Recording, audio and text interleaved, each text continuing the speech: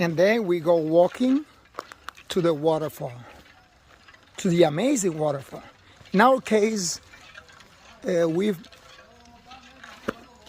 been coming or walking to this place in place of riding horses because it's more challenging, and I love adventure and challenges.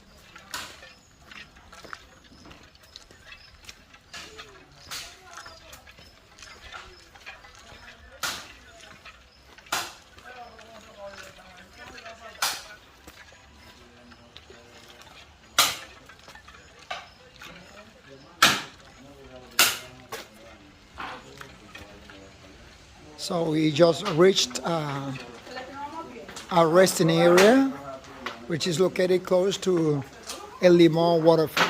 And as you may notice, these locals are playing dominoes, one of the main relaxing activities in the Dominican Republic.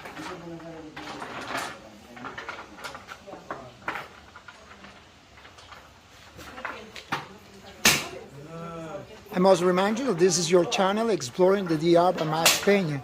And if you're new to the channel, please subscribe. Press the like button and share with your friends.